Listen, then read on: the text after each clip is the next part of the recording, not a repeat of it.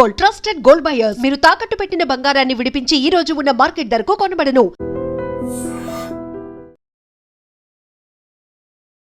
Welcome to I dream media. పొద్దున్న లేచిన దగ్గర నుండి సాయంత్రం వరకు మనం అనేక వస్తువుల్ని కొనుగోలు చేస్తుంటాం.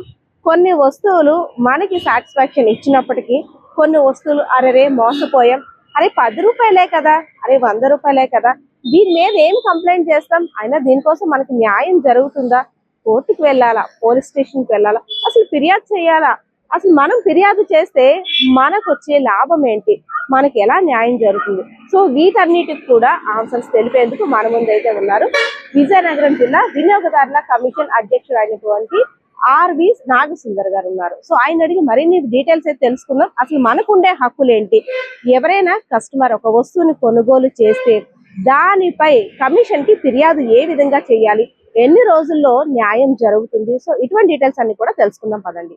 సార్ నమస్తే సార్. ఎప్పుడు అంటే బ్యాంక్ నుండి వచ్చే నోటీసుల్ని ఎవరైతే కస్టమర్ ఉన్నారో ఆయన అందుకోవడం తప్పితే, సో బ్యాంక్ వల్ల మేము ఇలాంటి ప్రాబ్లం ఫేస్ చేసామంటూ ఆ బ్యాంక్ కూడా నోటీసులు ఇవ్వచ్చు, మనం ఎవరైతే ఈ వినియోగదారుల కమిషన్ ఉంటుందో వాళ్ళని రీచ్ అయితే మనకి న్యాయం జరుగుతుందని రీసెంట్ గా ఇక్కడ విజయనగరం జిల్లాలో SBI కంటోన్మెంట్ బ్రాంచ్ కి వెళ్ళిన నోటీసులు బట్టి చూస్తుంటే తెలుస్తుంది.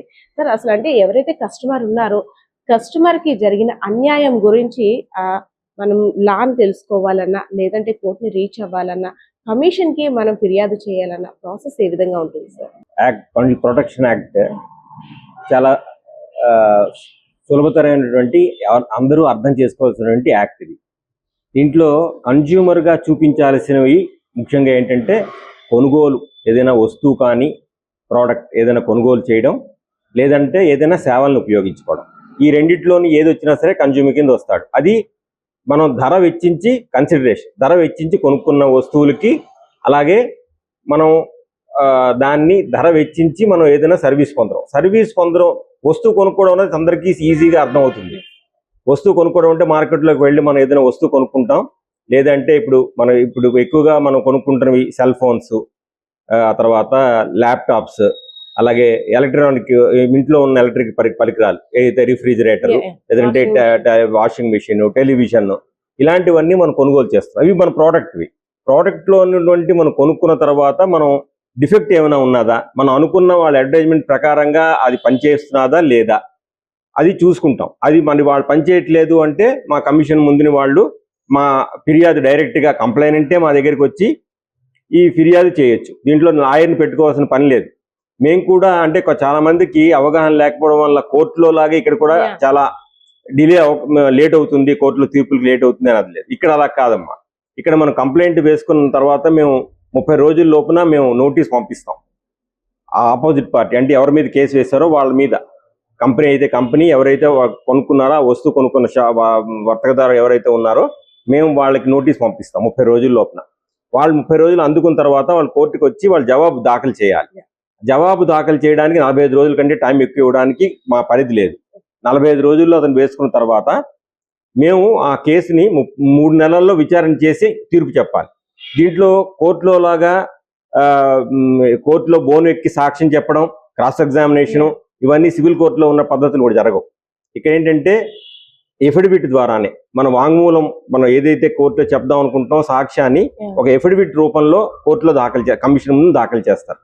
నేను ప్రెసిడెంట్గా ఉంటున్నాను, నా తరఫు 2 మెంబర్స్ ఉంటారు. మేము ముగ్గురం కలిసి కేసు విచారణ చేయడం జరుగుతుంది. ముగ్గురం చేసిన తర్వాత మేము డిస్కస్ చేసుకుని కేసు విచారణ సాక్ష్యాధారాలు పరిశీలించి తీర్పు ఇవ్వడం జరుగుతుంది. అది ఇప్పుడు వినియోగదారులు చెప్పిన విషయం ఏంటంటే, ఇప్పుడు మనం ప్రోడక్ట్ గురించి చెప్పుకున్నాం. సర్వీస్కి వచ్చేసరికల్లా చాలా పరిధి పెద్దది. ఇప్పుడు మనం బ్యాంక్ సర్వీసులు, బ్యాంకులో మన కస్టమర్గా మనకు వచ్చినటువంటి ఏమైనా జరుగుతున్నాయో దాని విషయాలు, అలాగే మనం సెల్ ఫోన్ వాడుతున్నాం, సెల్ ఫోన్ తాలూకా ఇక్కడ అంటే ఇప్పుడు అంటే మన సర్వీస్ ఇస్తున్న వాళ్ళు ఎవరు, బ్యాంక్ మన BSNL కానీ లేకపోతే ఏ ఐడియా ఫోన్, ఏ కంపెనీ వాడైతే ఆ కంపెనీ వాళ్ళ తాలూకా సేవల్లో లోపం ఉన్నా సరే టెలికాం కంపెనీ సేవలు కూడా దీంట్లో వస్తాయమ్మా. ఆ తర్వాత వైద్యులతో లోపం జరిగితే మనం తీసుకున్న ట్రీట్మెంట్ సమంగా లేకపోవడం వల్ల ఎవరికైనా హాని జరిగితే వాళ్ళు కూడా మా కమిషన్ ముందుని జరుగుతున్నాయి. ఇలాంటి కేసులు మా కోర్టులో కూడా చాలా జరిగాయి. మేము కూడా మా కమిషన్లో కూడా మేము కొన్ని తీర్పులు ఇచ్చాం హాస్పిటల్ మీద. అంటే నెగ్లిజెన్స్, Yes. మెడికల్ నెగ్లిజెన్స్ అంటాం దీన్ని. మెడికల్ నెగ్లిజెన్స్ అన్నది చూపించే బాధ్యత ఎవరైతే ఫిర్యాదుదారు ఉంటాడో ఫిర్యాదుదారు మీద ఉంటుంది. అతను సాక్ష్యాధారాల మూలంగా ఈ ట్రీట్మెంట్ సరిగ్గా ఇవ్వకపోవడం వల్లే ఈ హాని జరిగింది, నాకు ప్రాణహాని కానీ లేకపోతే ఇంకేదైనా జరిగింది, అనారోగ్యం జరిగింది అన్న మేము వాళ్ళ దగ్గర వెళ్తామమ్మా. అలాగే బిల్డింగ్ కన్స్ట్రక్షన్, రియల్ ఎస్టేట్, దాని మీద బిల్డింగ్ కన్స్ట్రక్షన్ అపార్ట్మెంట్ వచ్చిన తర్వాత అపార్ట్మెంట్ 14 రోజుల్లో కట్టేసి ఇస్తాము అని చెప్పిన తర్వాత డబ్బులు తీసుకున్న తర్వాత ఆ టైం లోపల వాళ్ళు కంప్లీట్ చేయలేకపోతే మా దగ్గరికి వచ్చి మా దగ్గర కంప్లైంట్ దాఖలు చేయొచ్చు. వాళ్ళ మీద కొట్టు అంటే కన్సిడరేషన్ మనం డబ్బులు ఇస్తున్నారు, వాళ్ళు సేవ పొందుతున్నాం కాబట్టి. అలాగే ఇన్సూరెన్స్ కంపెనీస్ లో మన లైఫ్ ఇన్సూరెన్స్ ఉంటుంది, జనరల్ ఇన్సూరెన్స్ ఉంటుంది, హెల్త్ ఇన్సూరెన్స్ ఉంటాయి.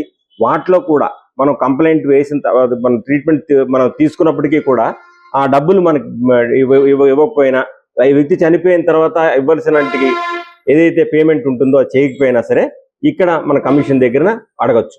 కంప్లైనెంట్ డైరెక్ట్ గానే మన దగ్గర రావచ్చు అమ్మా. రీసెంట్ గా చూసుకున్నట్టయితే మీరు అనేటట్టు ఫస్ట్ టెలికాం కంపెనీకి సంబంధించి రీఛార్జ్ చేయించుకోమంటున్నారు, కానీ చాలా చోట్ల సిగ్నల్ సరిగ్గా లేక వర్క్ ఆగిపోతుంది. ఎన్నిసార్లు కంప్లైంట్స్ చేసినా అది అంటే ఏ కంపెనీ అయినా కావచ్చు, ప్రైవేట్ అవ్వచ్చు లేదంటే గవర్నమెంట్ అవ్వచ్చు, సిగ్నల్స్ పని చేయట్లేదు, మాకు అసలు సిగ్నల్స్ రావట్లేదు, నెట్ ఆగిపోవడం వల్ల మా పనులు ఆగిపోతున్నాం, ఎన్నిసార్లు ఫిర్యాదులు పెట్టినా సరే వాళ్ళ వరకే వెళ్తున్నాయి. సో దానికి సంబంధించి కూడా ఇక్కడ కన్స్యూమర్ కోర్టులో మనం వేసుకోవచ్చు. అంటే ఇది ఈ జనరల్ సంబంధించిందమ్మా.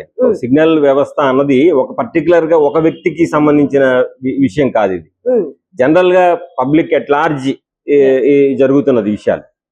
ఇలాంటివి అంటే ఇంతవరకు మా దగ్గర అలాంటి కంప్లైంట్లు అయితే మా దగ్గర దాఖలు కాలేదు. లార్జ్ స్కేల్లోని ఇలాంటి కంప్లైంట్స్ ఉంటే మనం ఈవెన్ దీని సెపరేట్ గా ఒక కన్స్యూమర్ బెనిఫిట్ కోసం అని సెంట్రల్ గవర్నమెంట్ ఒక సంస్థను ఏర్పాటు చేసింది, కౌన్సిల్ అన్నదాన్ని. ఆ కౌన్సిల్ పరిధిలో కూడా కొన్ని వస్తాయి మిస్లీడింగ్ అడ్వర్టైజ్మెంట్స్ అన్నవి. ఇప్పుడు ఒక అడ్వర్టైజ్మెంట్ ఇస్తారు, దానివల్ల నేను బరువు తగ్గిపోతారు, ఇది మందు వాడడం వల్ల బరువు తగ్గుతారు, ఈ ట్రీట్మెంట్ తీసుకొని తగ్గుతారు అన్నాడు. ఇలాంటివి ఎక్కువ మందికి నష్టం జరిగేటట్టు అయితే డైరెక్ట్ గానే కంప్లైంట్ మనం అక్కడ సెంట్రల్ కౌన్సిల్ అలాగే స్టేట్ కౌన్సిల్ కూడా పెట్టారు రిడ్రెసల్ కి, వాటికి కూడా వెళ్ళొచ్చు. మన దగ్గర కూడా ఇంకా మెడికల్ అంటే ఇప్పుడు బరువు తగ్గుతాము ఈ లోపల అని చెప్పి అలాంటి కేసులు మా దగ్గర వచ్చాయి. అలా జరిగింది, నాకు దానివల్ల ట్రీట్మెంట్ జరగడం వల్ల నాకు ప్రాబ్లం వచ్చింది అని మా దగ్గరికి వచ్చారు. అలాంటివి మేము తీర్పులు కూడా ఇవ్వడం జరిగింది అమ్మా. సార్ రీసెంట్ గా విజయనగరం జిల్లాకి సంబంధించి అంటే నాట్ ఓన్లీ దట్ పర్సన్, కేవలం ఆ ఒక్క పర్సనే కాదు, చాలా మంది బ్యాంక్ లో లోన్ కోసం వారి తాపత్రయం కొద్ది వారి బ్యాంక్ వారు అడిగే కాగితాలన్నీ కూడా ఇస్తారు. అది ఒరిజినల్సా లేదంటే డూప్లికేట్ ఏమనేది కూడా చూసుకోరు. ఇచ్చేసిన తర్వాత ఒక 4-5 సార్లు బ్యాంకులకు కూడా తిరుగుతుంటారు, మీరు అడిగినవన్నీ కూడా నేను ప్రొడ్యూస్ చేశానని. కానీ కొంతమందికి అంటే అందరికీ అందరం బ్యాంక్ వాళ్ళ నుండి వచ్చే సమాధానం అవునా ఇచ్చావా ఎక్కడున్నాయా నాకు తెలియదు అనేసరి ఈజీగా అక్కడ స్కిప్ అయిపోతుంటారు. సో అలాంటి వారికి న్యాయం జరగాలంటే నేను అన్ని ప్రొడ్యూస్ చేసినప్పుడు కూడా మీరు ఇవ్వలేదంటున్నారు, నాకు చాలా ఇంపార్టెంట్ డాక్యుమెంట్స్ అన్ని కూడా మీ దగ్గర ఉండిపోయి అనే వారి కోసం అసలు ఎలాంటి రాస్తున్నాయి సార్? మంచి ప్రశ్న అమ్మా.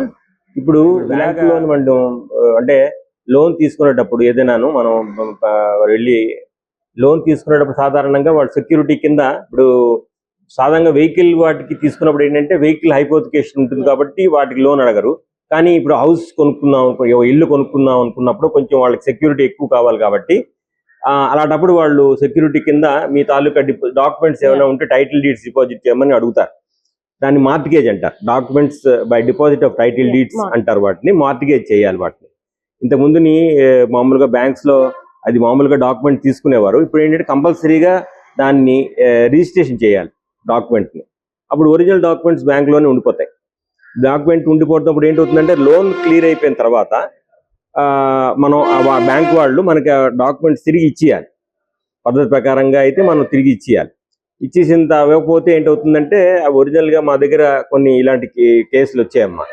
బ్యాంక్ వాళ్ళ దగ్గర మిస్ప్లేస్ అయిపోయి దొరకలేదు వాళ్ళ దగ్గర అని చెప్పిన తర్వాత మా దగ్గర వచ్చిన తర్వాత మేము అది డెఫిషియన్సీ ఆఫ్ సర్వీసే, ఇవ్వాల్సిన బాధ్యత వాళ్ళది ఉన్నది అంచేత ఇవ్వకపోవడం కూడా అన్నది డెఫిషియన్సీ ఆఫ్ సర్వీస్ కిందే వస్తుందని చెప్పి బ్యాంక్ వాళ్ళకి మేము కాంపన్సేషన్ కింద డబ్బులు ఇవ్వమని చెప్పాము. అంతేకాకుండా ఒరిజినల్ డాక్యుమెంట్ ఎలాగో పోయింది వాళ్ళు తీసుకురాలేరు కాబట్టి దాని తాలూకా సర్టిఫికేట్ కాపీ రిజిస్టర్ ఆఫీస్లో ఒరిజినల్ అంటే రిజిస్టర్ డాక్యుమెంట్ తాలూకా ఉంటాయి టైటిల్ కాబట్టి దాన్ని రిజిస్టర్ ఆఫీస్లో దాని తాలూకా నకలు తీసుకుని పార్టీకి ఇమ్మనమని చెప్తాము వాళ్ళ ఖర్చులతోని.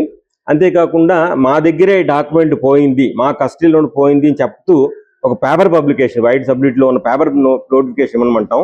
అలాగే రిపోర్ట్ కూడా మా దగ్గర పోయింది, పోలీస్ రిపోర్ట్ కూడా మా దగ్గర పోయింది అని చెప్తాం. అంతేకాకుండా ఇండెమ్నిటీ బాండ్, ఇవన్నీ ఏంటంటే నేషనల్ కమిషన్ అంటాం, అన్నిటికన్నా మనం నేషనల్ కమిషన్ ఢిల్లీలో ఉన్న వాళ్ళ డైరెక్షన్స్ కొన్ని ఉన్నాయి, అలాగే సుప్రీంకోర్టు కొన్ని డైరెక్షన్స్ ఇచ్చి ఇలాంటి విషయాల్లో ఇండెమ్నిటీ బాండ్ అంటే ఈ డాక్యుమెంట్ పోవడం వల్ల జరిగే నష్టానికి మేము బాధ్యతలై ఉంటాము అని చెప్పి ఒక ఇండెమ్నిటీ బాండ్ కూడా ఇవ్వాలి. నష్టపరిహారంతో పాటు మేము ఇది కూడా డైరెక్షన్ ఇచ్చాం. ఈ మధ్య కాలంలోనే మాకు ఒక జరిగింది ఇది, దాంట్లో కూడా మేము తీర్పు ఇచ్చాము. దాంట్లో కూడా మేము బ్యాంకు వాళ్ళకి 3 లక్షల రూపాయలు జరిమానా ఇమ్మని వేస్తూ సర్టిఫికేట్ కాపీ డాక్యుమెంట్ని ఇమ్మనమని చెప్పి డైరెక్షన్ ఇచ్చాము. ఇక దీని మీద స్టేట్ రిజర్వ్ బ్యాంక్ వాళ్ళు ఇచ్చిన గైడ్ లైన్స్ కూడా ఉన్నాయమ్మా. దీంట్లో ఏంటంటే రిజర్వ్ బ్యాంక్ ఆఫ్ ఇండియా కూడా లోన్ క్లియర్ చేసిన తర్వాత వెంటనే విత్ ఇన్ షార్ట్ పీరియడ్ లోనే ఎన్ని రోజులు 30 days లోపల అనుకుంటాను ఈ డాక్యుమెంట్ తిరిగి వాళ్ళకి ఇచ్చేయాలి. లేని పక్షంలో రోజుకి 5,000 రూపాయలు చొప్పున బ్యాంకు వాళ్ళు జరిమానా కట్టాలని కూడా దాంట్లో గైడ్ లైన్స్ లో ఉంది. రోజుకి 5,000 చొప్పున జరిమానా కూడా ఇవ్వాల్సి ఉంటుంది ఎవరైతే కక్షిదారు ఉంటాడో బ్యాంక్ కస్టమర్ ఇవ్వమని చెప్పారు. సో అప్పుడప్పుడు మేము ఇలాగ 2 తీర్పులు ఇచ్చాం మేము. అలాగే మనకి ట్రావెలింగ్ లోని నష్టం జరిగింది అనే విషయాలు కూడా మేము కొన్ని తీర్పులు ఇచ్చామమ్మా. ఒకళ్ళు ఇలాగే ఇక్కడ నుంచి వైజాగ్ వెళ్ళి వైజాగ్ నుంచి హైదరాబాద్ కి ఫ్లైట్ లో టికెట్ కొనుక్కుని ఆయన ఎయిర్పోర్ట్ లో వెయిట్ చేస్తుండగా అతనికి బోర్డింగ్ పాస్ లోని ఇచ్చిన గేట్ నెంబర్ లో కాకుండా వేరే గేట్ నెంబర్ నుంచి ఫ్లైట్ వెళ్ళిపోయింది. అది అనౌన్స్మెంట్ లేదు అక్కడ. ఎందుకంటే అనౌన్స్మెంట్ అక్కడ అది మన దాన్ని ఏమంటారంటే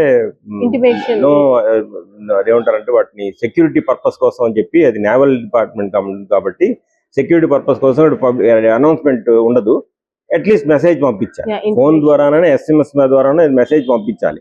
వాళ్ళు అలా చేయకపోవడం వల్ల అతను కేసు వేశాడు మా దగ్గర. ఈ విధంగా నేను అలా చేయకపోవడం వల్ల నేను అనుకున్న పనికి రీచుకోలేకపోయాను. నన్ను మళ్ళీ వేరే టికెట్లు ఫ్లైట్లో కూడా పంపించలేదు. నేను వేరే డబ్బులు కొనుక్కుని మళ్ళీ టికెట్ కొనుక్కుని వెళ్ళాను. దీనివల్ల నాకు పని ఆటంకం జరిగింది. నేను ఏ పని మీద వెళ్దాం అనుకున్నా నా పని ఆటంకం జరిగింది, ప్లస్ నాకు ఈ విధంగా ఇన్కన్వీనియన్స్ జరిగింది అని చెప్పి ఆయన మా దగ్గర వేసేసాడు. మేము కేసు వాళ్ళ సాక్ష్యాధారాలు బట్టి బేస్ చేసుకుని మేము నష్టం ఇది తప్పేది, అది ఎఫిషియన్సీ సర్వీస్ కిందే వస్తుంది. విమాన సర్వీస్ వాళ్ళు ఎవరైతే ఉన్నారో వాళ్ళేమో నష్టపరిహారం చేయాలని చెప్పేసి టికెట్ డబ్బులు అతనికి మళ్ళీ ఇవ్వాలని చెప్తూ ప్లస్ నష్టపరిహారం కూడా డబ్బులు ఇవ్వాలని చెప్పి మేము ఆర్డర్ వేసాం. దాన్ని వాళ్ళు కంప్లైంట్ కూడా చేశారమ్మా. సార్, ఇక్కడ వేరే ప్లేస్ లో నేను ఒక వస్తువుని కొన్నాను, నా డబ్బులు పెట్టేసి కొన్ని తర్వాత నాకు ఆ వస్తువు వల్ల ప్రాబ్లం ఉంది, దానిలో మొత్తం అంతా కూడా అంటే నేనైతే సాటిస్ఫై అవ్వలేదు.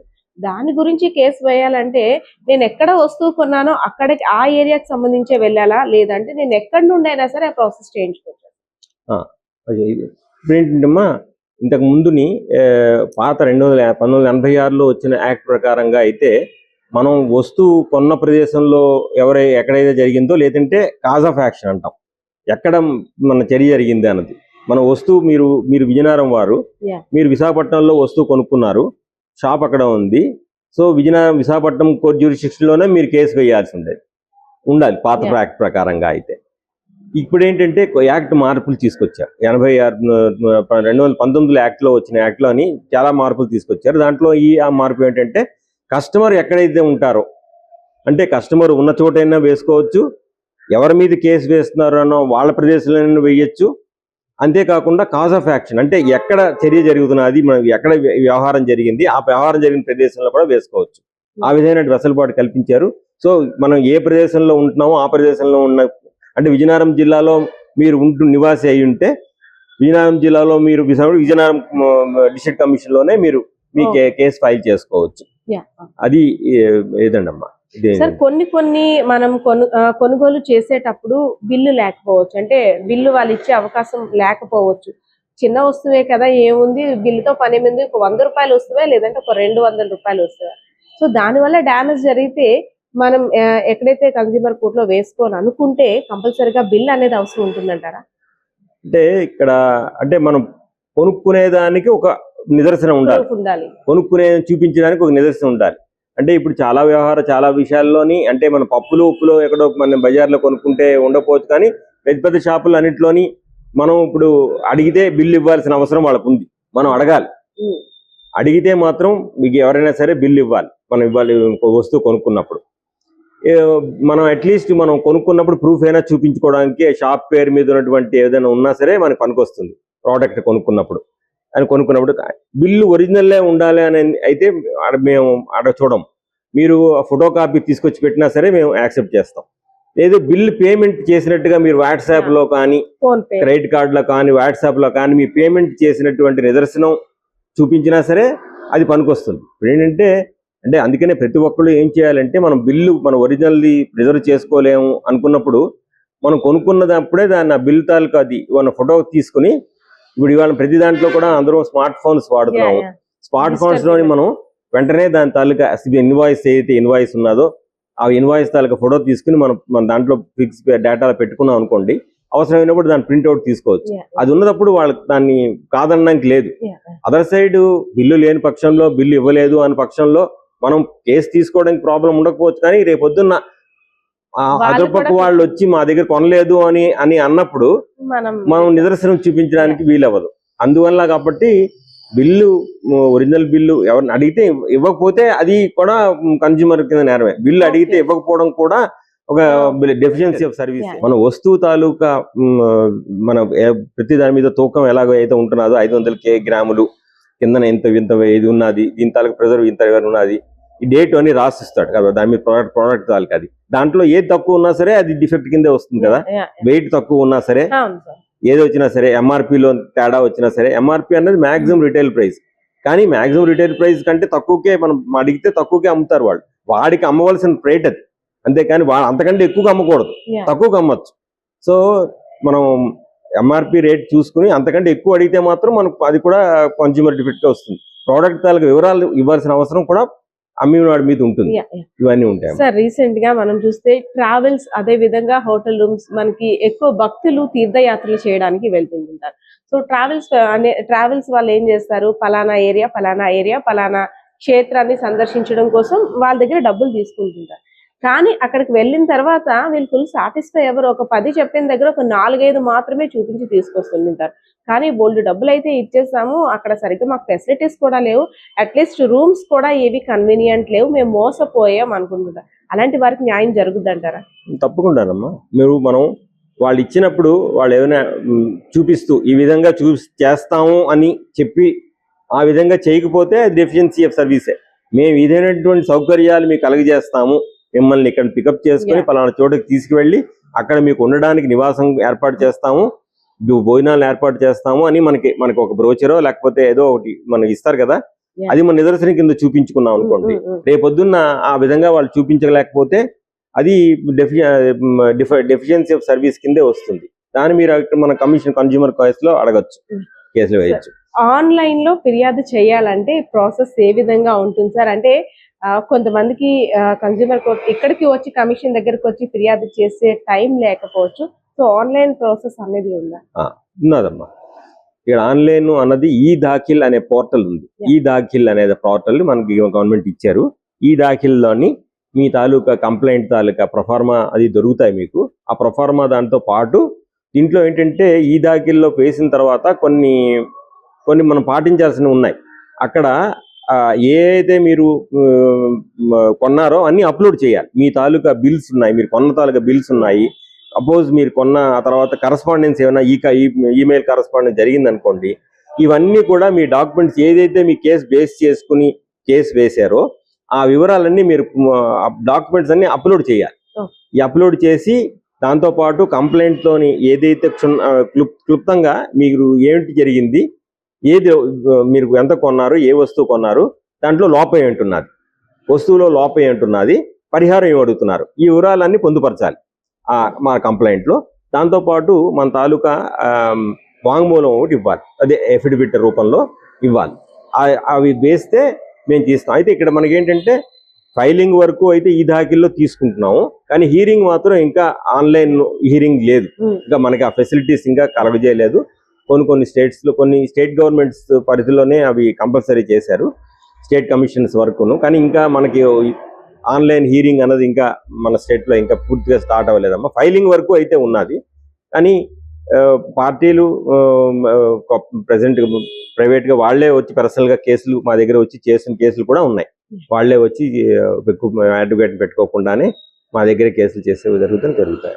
సార్, కన్స్యూమర్ కోర్ట్ ఇక్కడ వినియోగదారుల కమిషన్ దగ్గరికి వచ్చిన తర్వాత వచ్చిన ఎవరైతే కంప్లైంట్ దారులు ఉన్నాడో ఎన్ని రోజుల్లో న్యాయం జరుగుతుంది, అదే విధంగా కొంత టైం పీరియడ్ అనేది అన్ని రోజుల్లో అవతల ఎవరి మీద అయితే కంప్లైంట్ ఫిర్యాదు చేశారో వాళ్ళ నుండి ఎటువంటి రెస్పాండ్ కానీ అసలు వారికి న్యాయం కానీ జరగకపోతే తదుపరి చర్యలు ఏ విధంగా ఉంటాయి? ఇప్పుడు మేము అటుపక్క పార్టీ ఎవరైతే ఆపోజిట్ పార్టీ ఉంటారో మీరు కేసు వేసిన తర్వాత మీకు నోటీస్ ఇస్తాం, పార్టీకి మేము నోటీస్ పంపిస్తాము. వారు 30 రోజుల్లో వచ్చి జవాబు చెప్పాలి. దానికి వాళ్ళు 30 రోజుల్లో రాకపోతే మేము మ్యాక్సిమం మాకు మరో 15 రోజులు ఎక్స్టెండ్ చేసే అధికారం మాకు ఉన్నది. దాని ప్రకారంగా మాకు 45 డేస్ వరకు మేము టైం ఇస్తాం. 45 డేస్ తర్వాత ఆపోజిట్ పార్టీ కోర్టుకుండా రాకుండా పోయినా, కౌంటర్ వేయలేకపోయినా సరే మేము వాళ్ళు లేకుండా అంటే ఎక్స్పార్టీ కింద ట్రీట్ చేస్తాం.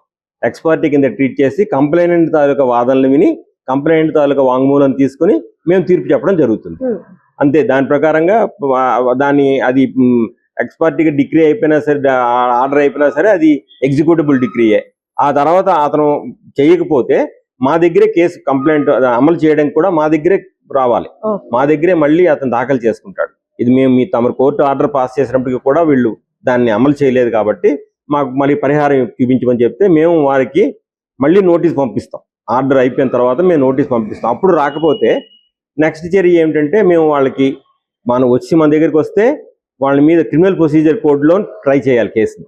అంటే అతన్ని ఒక ముద్దాయి కింద ట్రీట్ చేస్తాం. సిఆర్పిసి కింద పవర్స్ ఉన్నాయి, మ్యాజిస్ట్రేటల్ పవర్స్ ఉంటాయి. దాని ప్రకారంగా అతన్ని జరిమానా వేయొచ్చు, జైల్లో పెట్టచ్చు. ఈ రెండు మనం చేయొచ్చు. రాకపోతే మేము వాళ్ళకి వారెంట్ ఇప్పించి పోలీసుల ద్వారా వాళ్ళని కోర్టుకు వచ్చినట్టుగా చేస్తాం. వచ్చిన తర్వాత మేము వాళ్ళకి యాక్ట్ ప్రకారంగా విచారణ చేసి వాళ్ళకి మేము శిక్ష వేయడం జరుగుతుందమ్మా. లాస్ట్ అండ్ ఫైనల్ క్వశ్చన్, వినియోగదారుడికి ఇన్ని హక్కులు ఉన్నాయని తెలిసినప్పటికి కూడా ఏదైనా వచ్చి కంప్లైంట్ చేయాలంటే కాస్త వెనకడుగేస్తున్న పరిస్థితి. అంటే కోర్టుల చుట్టూ తిరిగే టైం ఎక్కువగా ఉంటుంది, ఎప్పుడు పిలిస్తే అప్పుడు వెళ్ళాలి, అదేవిధంగా న్యాయం జరుగుతుందా లేదా, లాయర్స్ కి వాళ్ళ కోసం ఎక్కువ నేను వేచించాలి. సో అలాంటి వారందరికీ మీరు ఇచ్చే సజెషన్ ఏంటి సార్? అదే చెప్పాను కదమ్మా, ఇక్కడ కోర్టు ప్రొసీజర్ కి దీనికి తేడా ఉన్నది. కంప్లైంట్ డైరెక్ట్ గా మా దగ్గరికి వచ్చి అడ్వకేట్ ని పెట్టుకోకుండానే కేసు మా దగ్గరే వేసుకోవచ్చు. అతనే ఆర్గ్యుమెంట్ చెప్పచ్చు మా కమిషన్లోని. అంచేతన భయపడవలసిన పనేమీ లేదు. వాళ్ళు ఈ ఖర్చు కూడా ఏమి ఉండదు దీనికి. మేము వాళ్ళకి అమౌంట్ దాన్ని బట్టి 50 లక్షల వరకు జ్యూరిస్డిక్షన్ వరకు మా దగ్గర వేస్తారు. 50 లక్షలు దాటిన తర్వాత నుంచి వస్తుంది. ఇంతకుముందు అయితే ఫీజు ఉండేది కాదు, ఇప్పుడు నామినల్ ఫీజే పెట్టారు. అంటే అనవసరమైన కంప్లైంట్ పెట్టకుండా ఉంటారని నామినల్ ఫీజే పెట్టారు. మా దగ్గర కంప్లైంట్ డైరెక్ట్ గా వేసుకోవచ్చు. చెప్పినట్టుగా టైం పీరియడ్ లోపున కేసు అయిపోతుంది. ఎక్కువ రోజులు తిరగాల్సిన పని కూడా ఉండదు. ఆయన మా సాక్ష్యం వేసిన తర్వాత మేము 3 నెలల లోపున కేసు విచారణ చేయడం జరుగుతుంది. పెద్ద వ్యభిప్రాయాలకు వచ్చాల్సిన పని ఉండదు కమిషనర్. ఇది అవేర్నెస్ ఎక్కువ మందికి క్రియేట్ అయితే చిన్న మనం జరుగుతున్న అక్కడ 20 రూపాయల, 30 రూపాయల, 40 రూపాయల అన్నది కాకుండా మా దగ్గర ఈవెన్ జొమాటో, స్విగ్గీలోని అమౌంట్ ఆర్డర్ చేసినవి కూడా మాకు ఇవ్వలేదు అని చెప్పిన కేసులు కూడా మా దగ్గర వచ్చాయి. మేము ఆర్డర్ చేసినవి కూడా రాలేదు. 200 రూపాయలు, 300 రూపాయలకి కూడా ఆర్డర్స్ వేసిన వాటిలో కూడా మా దగ్గర కేసులు జరిగాయి. మేము వాళ్ళకి మనం తీర్పు చేసాం. వాళ్ళకి కాంపెన్సేషన్ ఇవ్వమని చెప్పిన జరిగిందని. సో అలాగా అందరికీ కూడాను వీళ్ళ హక్కులు తెలుసుకుని ప్రతి జిల్లా హెడ్ క్వార్టర్స్లోని కన్జ్యూమర్ ఫోరం ఉంది కాబట్టి మేము ఎక్కువ కోర్టులో లాగా ఎక్కువ టైం పట్టదు కాబట్టి వినియోగదారులందరూ మా కన్జ్యూమర్ తాలూకా సేవలను ఉపయోగించుకోవడం వల్ల చాలా త్వరితగతిని వాళ్ళ తాలూకా ఫలితాలు పొందుతారమ్మా.